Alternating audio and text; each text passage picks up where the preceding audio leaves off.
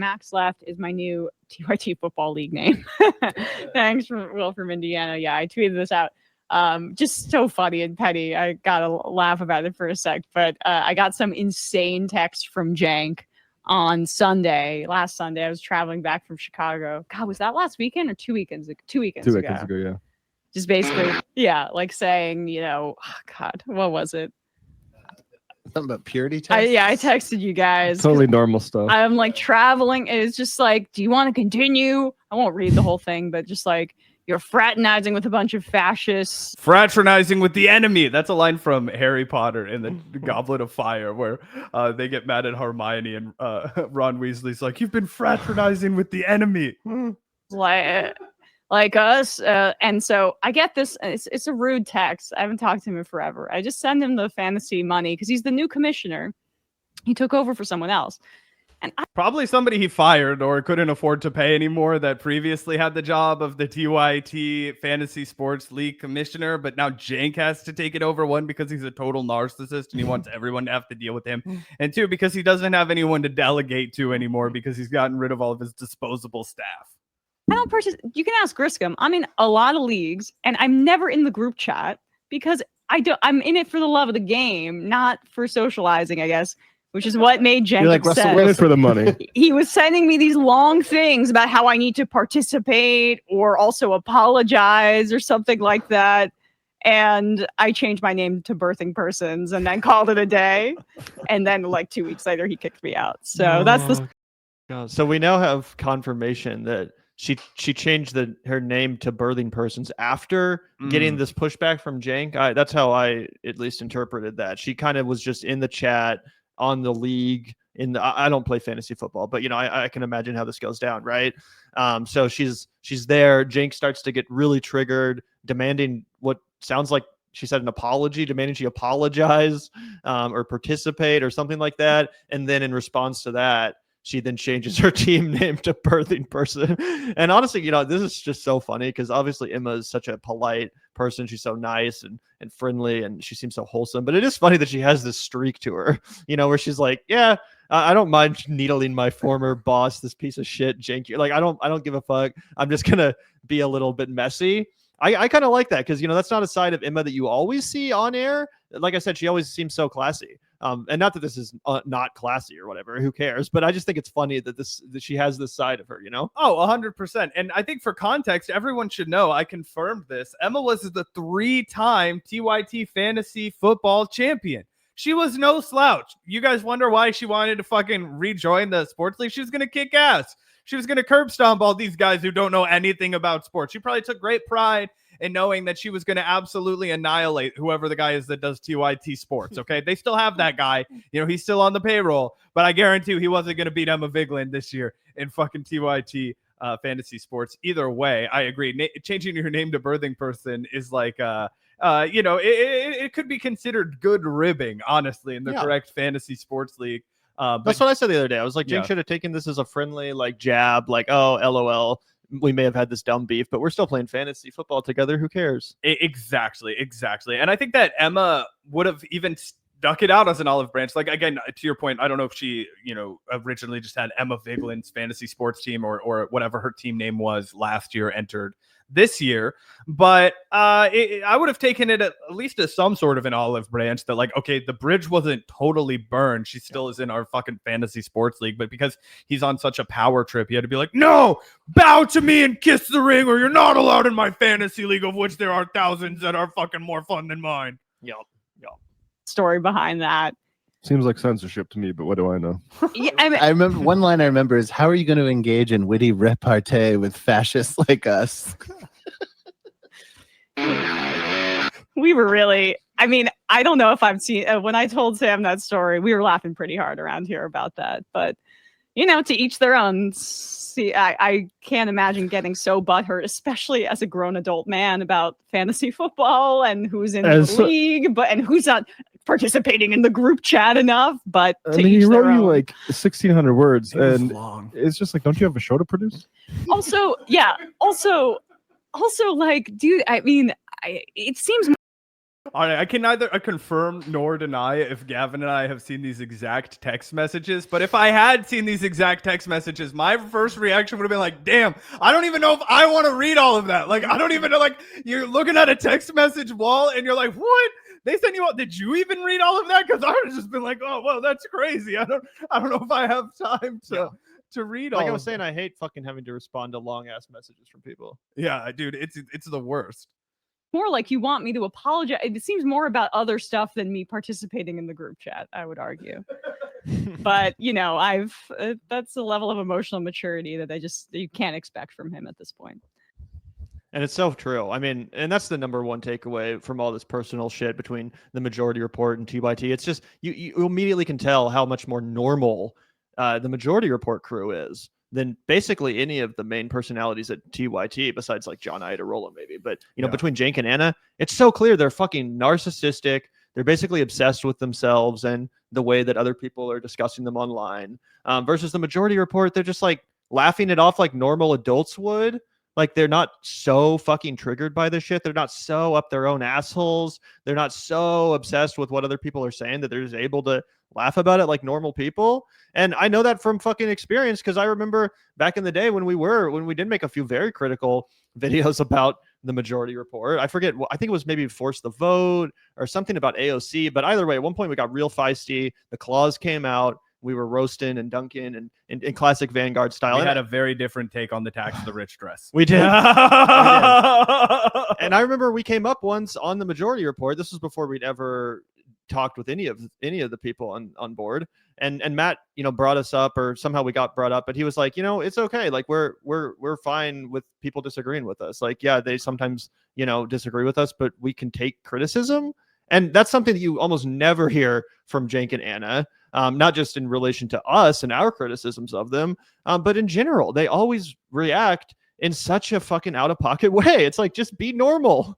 Yeah, for sure. I try not to take anything that anybody says about us or the show or our political analysis to heart, because again, at the end of the day, we're all in broadcast mode. We're all like, I'm gonna share my exact fucking analysis of every single thing that you say. You fucking suck, man. And that's just not how people live in the real world, right? But I always like to use the analogy of like, all right, everybody likes sports, right? It's about to be football season, right? Like, I cannot run up to Gavin if I see him on the street or a stranger or whatever, right? And just tackle them around the waist, wrap him up, and just fucking pummel him into the ground, right? But if I sign up to play football and I put my pads on and I'm the defensive back, right, and I see a lane to the quarterback, I'm going to wrap his ass up and I'm going to put him on the ground, right? Now, the quarterback didn't want that to happen, right? He was trying to do something else, but the lane was open. It's my job to sack his ass, and I did. Now, nobody can turn around and be like, he hit him. I can't believe that guy went and hit him. Like, they signed up to be playing football where grown men run at each other as hard as they can and tackle one another, right? Sometimes you get a boo-boo. All right, well, we're all running at each other with high speed and our pads on. Sometimes you get a boo-boo, but you don't. A boo-boo? A boo-boo, exactly. There we go. Anyway, bringing it full circle back to the original conversation. I gotta get one of those just to see what's up. I'll bring it in. It'll be the Vanguard official Labubu. We can hang it behind us. Do you see the video of the Christians burning them because they say they're like demonic? Dude, Christians want to fucking ruin every good time. I swear to God, everything's demonic. God. Maybe we can find that video. But you want to watch this one of Anna from the latest Her Take episode, which for some reason I listened to last night when I was driving from my sister's wedding to the reception. Yesterday, my sister got married, and there was like probably a 25-minute drive between the actual wedding venue and the reception venue. And for whatever reason, I decided to subject myself to this exact conversation, which we're about to hear a snippet of. Yeah, I just thought it would be a nice way to round out, like, this is what the home of progressives is up to. This is a great take from one of the chief producers and longstanding co-hosts from the Young Turks. I do see Nick Fuentes as different from Tucker Carlson. Tucker Carlson used to be a neocon, and he's been remorseful about that. He has been. Absolutely remorseful about that. And so he is not anti. People always reference this amorphous video where they're like, Tucker's apologized for all of his commentary on Iraq. Tucker's apologized for being a warmonger. Send me the tape. I always come out here and I say, send me that footage of him saying, I'm sorry. I supported a war that killed hundreds of thousands of people in the Middle East. I haven't heard that. He does bring it up, how he feels regretful about it. Like I'll be listening to his clips sometime and I'll hear him reference the fact that he definitely disagrees with the way he used to talk about that stuff. But I mean, I still don't believe him. An apology? I haven't heard. Yeah, I don't know if he specifically actually apologized. Feeling bad? I need an apology, sir. He has not said anything negative about Jewish people, but he is critical of Israel's government. Nick on Also, one other thing I have to throw in there about Tucker Carlson. This dude played heavy. This guy played really heavy with the George Soros anti-Semitism stuff back in the day. Okay, so he's not Nick Fuentes, he's not Candace Owens, yada yada yada. Let's be clear, okay? This guy came from the evangelical anti-Semitic streak of like he thinks Jews are responsible for fucking killing Jesus, and he leaned into that a lot in his Fox News days. Gotcha. Tucker, yes. With you. And Candace kind of falls in that camp, although she said some stuff in the past. Anyway, He said some stuff in the past. Then with Nick, and he has said this recently, what sets me apart from Tucker and Candace is I blame the Jews, right? I do.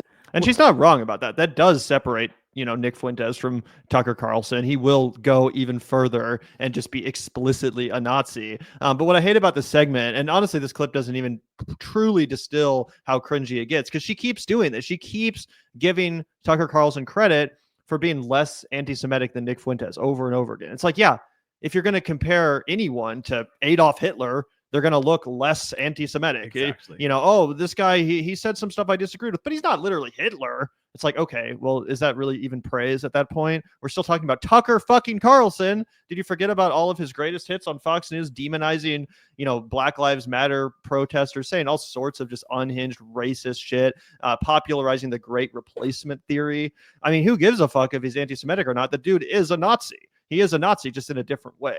And that should be your analysis. But over and over again in this clip, and again, I urge you guys to watch the full segment on the Her Take episode. They can't stop giving fucking Tucker Carlson credit, and to some extent, Candace Owens, for just being slightly better than the most explicitly racist and anti-Semitic person basically on the entire internet, which is Nick Fuentes. Yep, and Cenk does the same shit. Thank you for your humanity, in response to who? Oh, Marjorie Taylor Greene. Again, she's not anti-Semitic. She only was concerned about the Jewish space lasers. That's a very legitimate grievance to have. She wants to know why they won't let her use the weather machine. Anyway, just pretty crazy stuff. And I like to remind everybody that the early Tucker Carlson, before he did his Trump rebrand, was super, super into evangelical Christianity. And he was saying all kinds of dog whistle shit about George Soros, which I think you could easily describe as anti-Semitic. The New World Order shit and all that.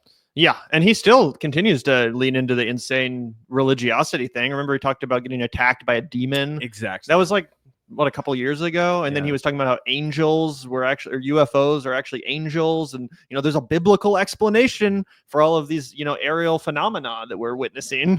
Oh god, when we were reacting to that, I genuinely couldn't decide if he was so brain dead and warped by his own religion that he actually legitimately believed that, or if it was just his con that he's going with now. Either way, it was ridiculous. Yeah, I don't know if he's going to keep leaning into that. Because for a minute there, it did seem like everyone was getting on the Jesus train again. Like, remember, I haven't seen as much of the Russell Brand Christian cringe for a while. It was every day. True. He was baptizing people. Like, it was nuts. Yeah. So who knows if that's going to continue, but either way, pretty cringy stuff from Anna. And again, listen to that segment in its entirety, guys. I don't want to have to fucking subject you all to it, but if you get a chance to, it's just nauseating. They're acting like Tucker Carlson, some, reasonable, classical conservative that we should respect. And I'm like, what the fuck are you talking about? Just because he's not as bad as Nick Fuentes does not make him a credible voice or a humane conservative or any of this crap. It's just not true. It's fucking historically inaccurate. This guy's one of the biggest cranks around.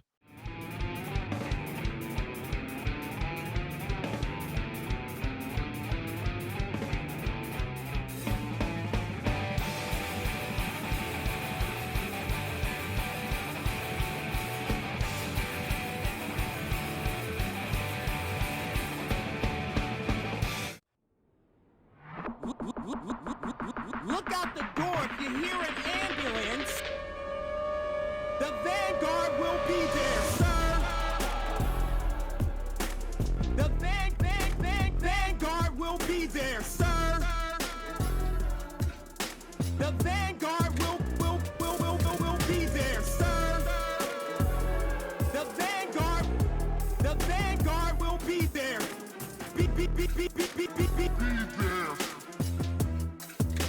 The vanguard will be there.